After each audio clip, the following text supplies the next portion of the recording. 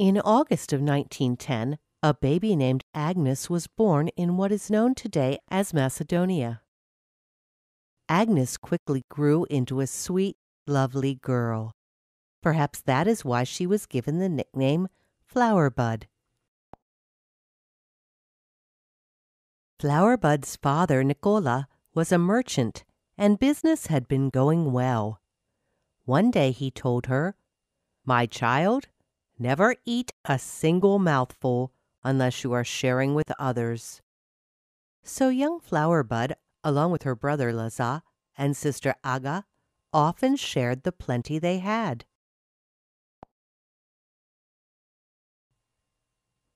When sharing with other children, Flowerbud did not boast or brag about the good she did.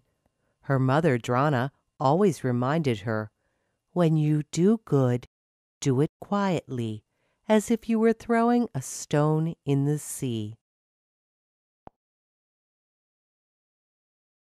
In 1913, times changed.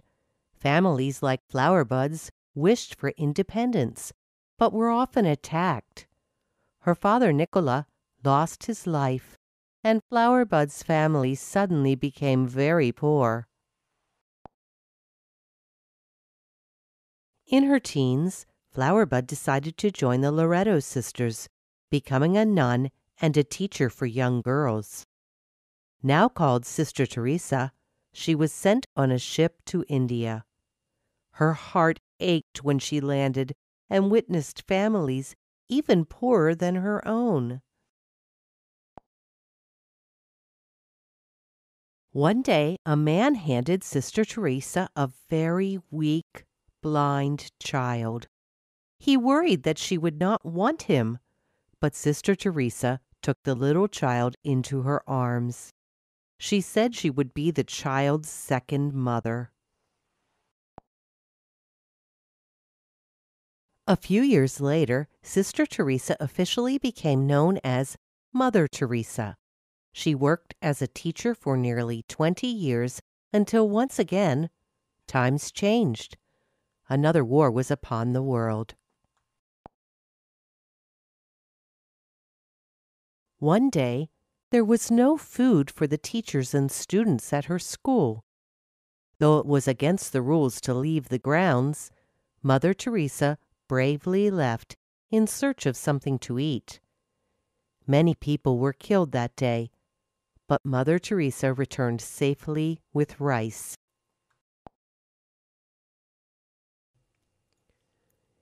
Years later, Mother Teresa believed she was being called to help people who lived in slums of Calcutta. People tried to talk her out of it, telling her that place was too dangerous. But Mother Teresa's will was strong. She believed in helping everyone, especially those who needed her the most.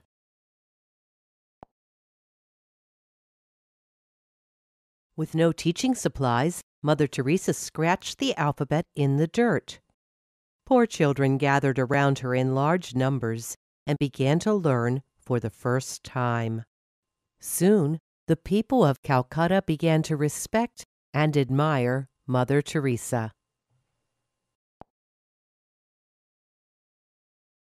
Day after day, Mother Teresa used her education to help people who were sick or injured from the war.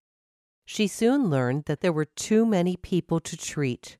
Mother Teresa could not heal them all on her own.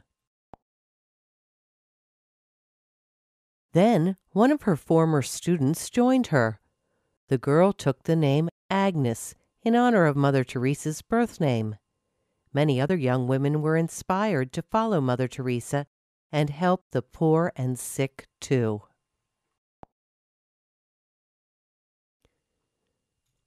When the hospitals began turning away very ill patients, the women took them in. They loved and cared for them, even when passers-by threw stones or insulted their good deeds.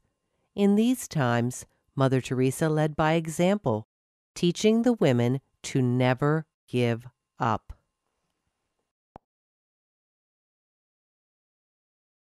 Eventually, word of their good deeds spread to many countries. People began to donate money to help the sick and send needy children to school in Calcutta. After some time, Mother Teresa and her women expanded their reach into new cities.